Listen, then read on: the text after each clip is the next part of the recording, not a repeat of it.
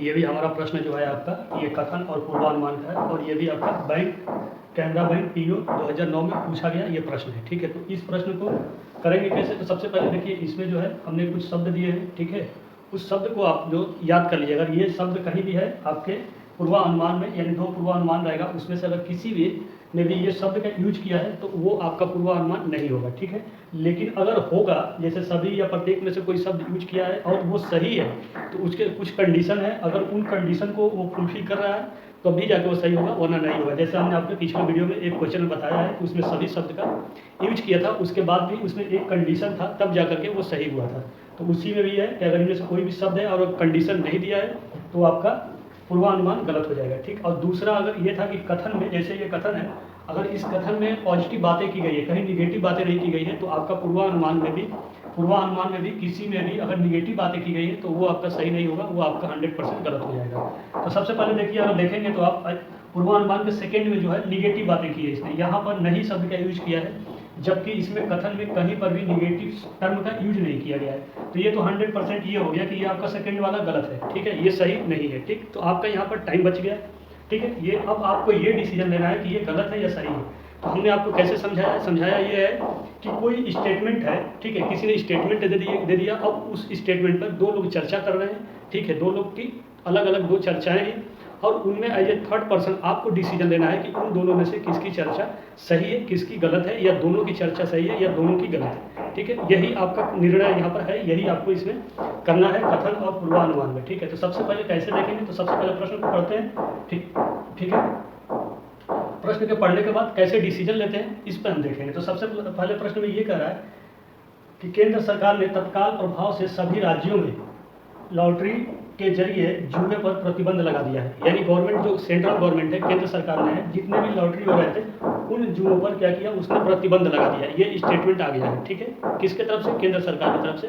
अब ये स्टेटमेंट पर 2 लोग चर्चा कर रहे हैं। ठीक है, अब 2 लोगों की 2 चर्चाएं हैं, उनमें से क्या है, एक कह रहा है कि हो सकता है इससे अबोध नागरिक अपनी मेहनत की कमाई को धोखे में गंवाने से बच जाए। एक व्यक्ति का ये कहना है, और दूसरा व्यक्ति का ये कहना है कि अगर लॉटरियों पर प्रतिबंध लग गया तो लोग किसी और तरीके से जुआ नहीं खेलेंगे।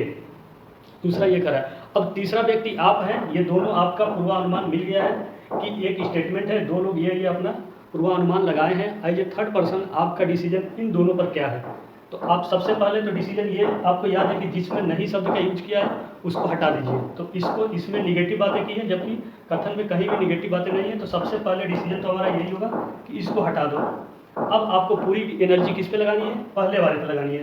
तो इसमें ये कह रहा है कि हो सकता है, यानी संभावनाएं व्यक्त कर रहा है, पूर्ण रूप से प्रेशर नहीं डाल रहा है कि ये होगा ही, लेकिन संभावनाएं व्यक्त कर रहा है कि हो सकता है इससे अबोध नागरिक अपनी मेहनत की कमाई को धोखे में गंवाने से बच जाए। ये संभावनाएं व्यक्त हो रही है। एक बात तो सही है कि अगर प्रतिबंध लगा है तो हो सकता है जो अबोध, यानी जो मेच्योर लोग नहीं है, यानी जो बालक है, यानी 80 प्लस नहीं है या 80 प्लस भी है तो उसके पास इतने दिमागी क्षमता नहीं है, तो वो क्या करेगा, अपनी जो कमाई, यानी जो वो कमा रहा है प्रतिदिन का, वो कमाई हो सकता है धोखे में गंवाने से बच जाए। ठीक है, तो ये सही बात है कि अगर बंद हो गया है तो कुछ लोग, बहुत से ऐसे लोग होंगे जो जुआ खेलते थे, वो अब नहीं खेलेंगे और उनकी कमाई बच जाएगी। तो ये आपका स्टेटमेंट जो है सही है।